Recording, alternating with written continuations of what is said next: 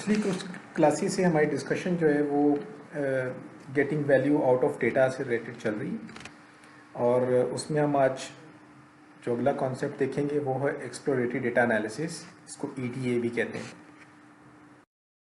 अभी तक हमने देखा ये कि ये एक डेटा वैल्यू फनल है जिसमें हम कहते हैं कि डेटा सोर्सेज से मुख्तलिफ डेटा सोर्सेज से डेटा आएगा, उस पर कुछ एनालिसिस परफॉर्म किए जाने के बाद हम वैल्यू एक्सट्रैक्ट कर सकते हैं।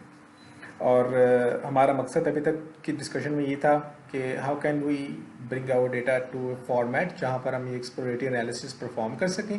इसका मतलब है कि we wanted to bring our data to an analysable format. उसके लिए हमने काफ़ी सारी टास्क्स देखी हैं जो की जा सकती हैं, जिनमें से समराइजिंग डेटा या aggregating data, renaming columns, encoding columns जो यस नो से 0-1 में कोड इनकोड करना, selection of selecting a subset of the data or subset of the columns, merging, sorting, conversion of data types. There are a few other things, handling missing values and so on. ये सब चीज़ें हमने कहा था, ये वो task हैं जो कि एनालिसिस करने के लिए डेटा को, अगर हम डेटा को एनालिसिस के काबिल करना है उसके लिए हमें कुछ टास्क परफॉर्म करनी पड़ती हैं डेटा पर, जिसमें हम कह रहे हैं क्लेंजिंग टास्क भी हैं, प्री प्रोसेसिंग के टास्क भी हैं, और हम कहते हैं ये सब कुछ डेटा रैंगलिंग है। तो अभी तक हमने यही चीज़ देखी है।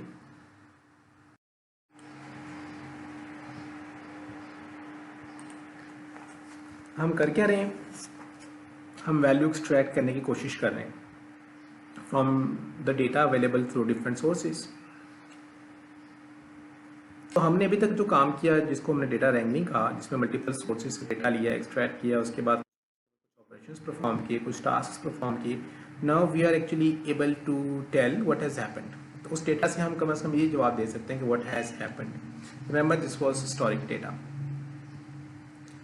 And once we have got the capability to tell what has happened, we would certainly like to answer the question that why did it happen। तो ये नेचुरल सी चीज़ है। तो वैल्यू यकीनन बढ़ रही है, जैसे जैसे हम अब इन सवालों में आगे की तरफ मूव करेंगे वैसे वैसे वैल्यू इंक्रीज करेगी। तो वाई डिड इट हैपन से मुराद क्या है? इससे मुराद ये है कि हम इस तरह के सवालों का जवाब चाह रहे हैं कि वर देयर एनी मिस्टेक्स और were the assumptions unreasonable. For example, हमने कुछ ग्रोथ रेट सेट किया होता है एज ए गवर्नमेंट और हमें पता चल गया अब कि व्हाट हैज़ हैपेंड। अब हम देखेंगे कि क्यों जो हम चाह रहे थे वो नहीं हुआ। फॉर एग्जांपल, क्या हमने ग्रोथ रेट गलत सेट कर दिया था, क्या हमने कोई और अजम्पशन ऐसी ली थी कि हमारा ग्रोथ रेट इतना होगा, वो अजम्पशन हमारी ठीक नहीं थी, एट्सेट्रा एट्सेट्रा। तो इस तरह की चीज़ों के जवाब हम चाहेंगे। अब सपोज अब इस तरह की चीज़ों के जवाब देने के काबिल हो जाएं तो इसका मतलब है कि what ever has went wrong in past, we are now capable to handle that। अब हम चाहेंगे कि हम फ्यूचर को प्रेडिक्ट करना शुरू हो दें। तो मिसाल के तौर पर हम जब व्हाट हैपेंड पर रिपोर्टिंग का टाइप का काम कर रहे थे, तो व्हाई डिड इट हैपन पर हम कुछ हल्का सा एनालिसिस करना शुरू हो गए थे। साथ साथ हम क्या कर रहे थे, साथ साथ हम अपनी एनालिसिस की स्किल्स को इम्प्रूव करते हुए जा रहे थे, कैपेबिलिटीज़ को, स्किल्स को नहीं। और अब हम प्रिडिक्शन की तरफ जाना शुरू हो गए, what will happen in future. तो अब हम जब प्रिडिक्ट कर रहे हैं तो यहाँ पर हम इस तरह के सवालों का जवाब चाहेंगे कि what models fit the data best and how do the explanatory और we can call them independent variables relate with each other. इस तरह की चीज़ें निकालने जा रहे हैं, हम प्रिडिक्शन की तरफ जा रहे हैं। तो इसका मतलब है हम एनालिटिकल मॉडलिंग की अमाउंट भी बढ़ाते जा रहे हैं अपने इस वैल्यू एक्सट्रैक्शन के फनल में आगे मूव करते हुए। अब इसके बाद हम यकीनन चाहेंगे कि हम बता सकें कि all right, historically we are capable of telling based on historic data that what will happen. But क्या हमें अब ये पता चल जाएगा कि इस वक्त क्या चल रहा है? यानी हमें ये तो पता है कि जी पहले हमारा इंटरेस्ट रेट ये था और ग्रोथ रेट ये था, तो अब हमारा इंटरेस्ट रेट ये होगा और ग्रोथ रेट ये होगा फॉर एग्जांपल।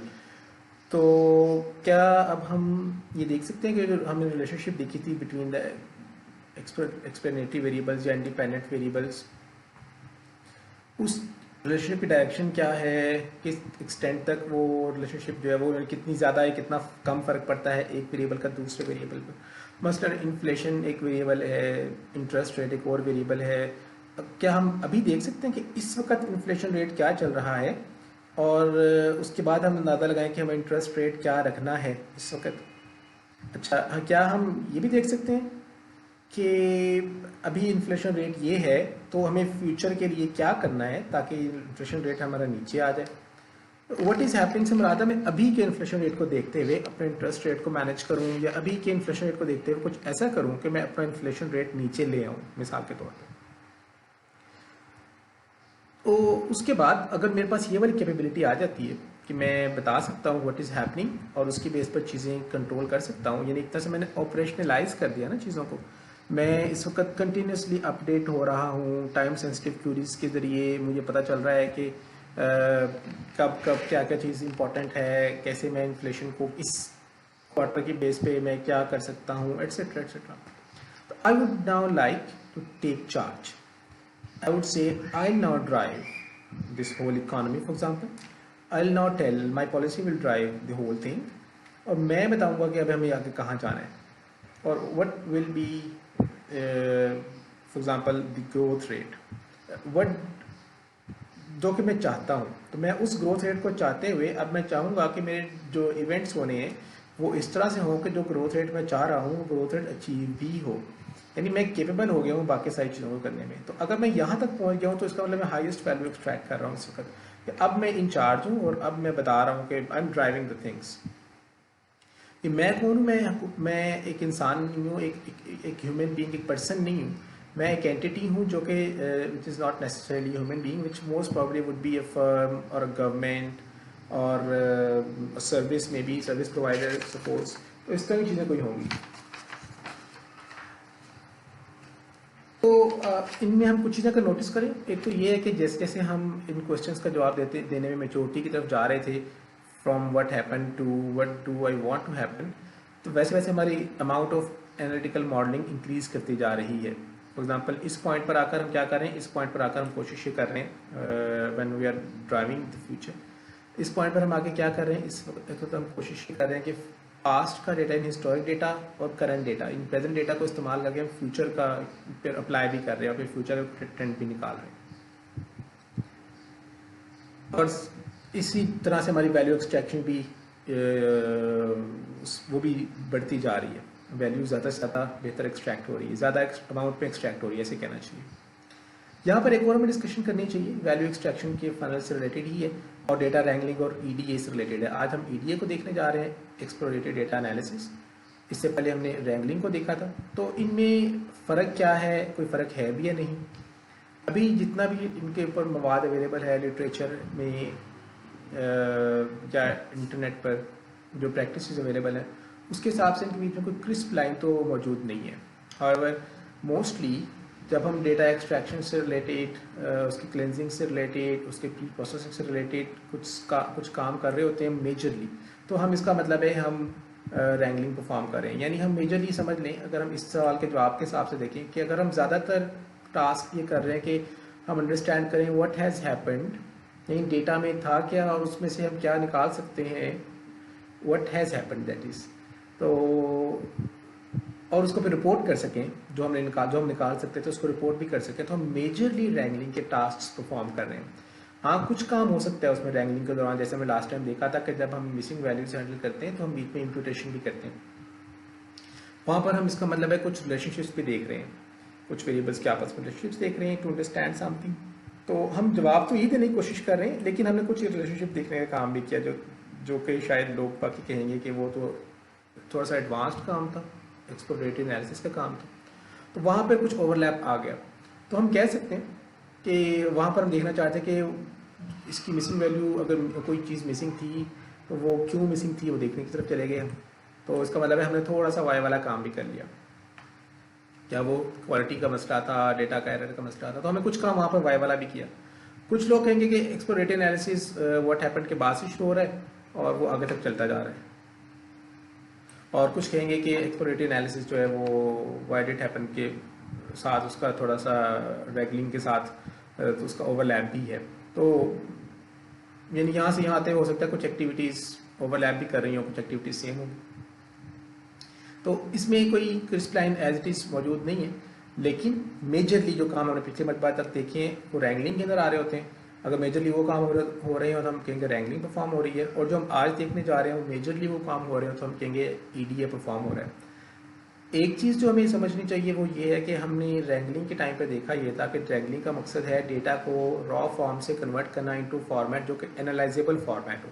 तो इसका मतलब है एक्सप्लोरेटरी एनालिसिस जो है वो बाद में ही शुरू होगा।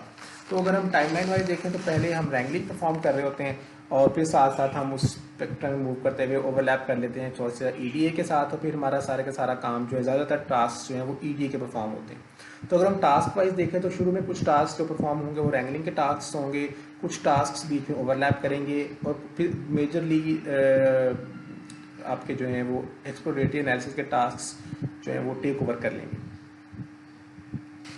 तो ये जो सारी एक्सट्रैक्शन है हमारी वैल्यू एक्सट्रैक्शन, इसकी टिपिकल एप्लीकेशंस कहाँ पर हो सकती हैं? इसकी टिपिकल एप्लीकेशंस हो सकती हैं इन स्ट्रीम लाइनिंग और maximising profitability. For example fraud detection के अंदर भी इस्तेमाल हो सकता है, profitability analysis of an organisation के लिए भी इस्तेमाल हो सकता है। हम अपने कौन से प्लांट्स चलाएं कौन से प्लांट्स ना चलाएं तो हमारी एग्जांपल प्रोडक्शन बेहतर रहेगी, कॉस्ट इफेक्टिव रहेगी। मिसाल के तौर पे इस तरह की चीज़ें फर्टिलाइज़र फर्म्स देख सकती हैं।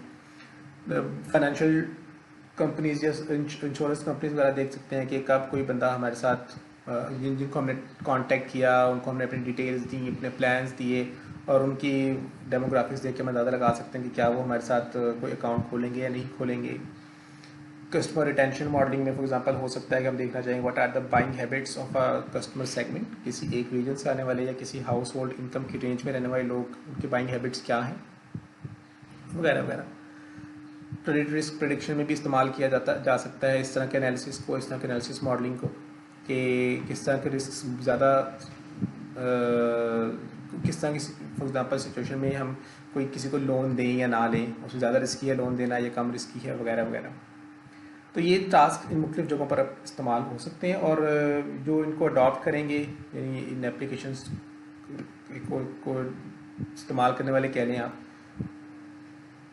जो लोग ये एप्लीकेशंस करते हैं वो कौन है? वो गवर्नमेंट्स हो सकती हैं, रिटेलिंग एंड डिस्ट्रीब्यूशन वाले लोग इसको इस्तेमाल कर सकते हैं, फाइनेंशियल सर्विसेज देने वाले लोग इस्तेमाल कर सकते हैं। फॉर एग्जांपल फ्रॉड डिटेक्शन में गवर्नमेंट्स चाहेंगी कि वो अगर उन्होंने फॉर एग्जांपल देखना है कि गैम्बलिंग से रिलेटेड कौन से लोग जो एक्टिव हैं इस वक्त, सपोज ऑनलाइन में गैम्बलिंग से रिलेटेड उनको पकड़ना है, या फ्रॉड से रिलेटेड कोई चीज़ पकड़नी है, वो पकड़ने के लिए ज़ाहिर बात है उनको अब प्रीवियस डेटा के बेस पे कुछ अंडरस्टैंडिंग चाहिए होगी, और वो चाहेंगे कि जी जैसे हम लोग मैच्योर हो रहे हैं तो ज़ाहिर बात है गैम्बलर्स भी मैच्योर हो रहे होंगे, तो वो चाहेंगे कि वो गैम्बलिंग की एक्टिविटीज़ में जो इन्वॉल्व लोग हैं उनको नए से नए तरीके अडॉप्ट उन्होंने कर भी लिए हों, उसके बावजूद उनको पकड़ा जा सके। तो ये सारी की सारी चीज़ें इनकी काफ़ी सारी जगहों पर एप्लीकेशंस हैं, और ये वैल्यू एक्सट्रैक्ट करना ये बड़ी इंपॉर्टेंट चीज़ है जिसको हम देख सकते हैं गवर्नमेंट लेवल पर भी इसको इस्तेमाल किया जा सकता है, और ऑर्गेनाइजेशन सच एज एंग्रो हमारे यहाँ इसको इस्तेमाल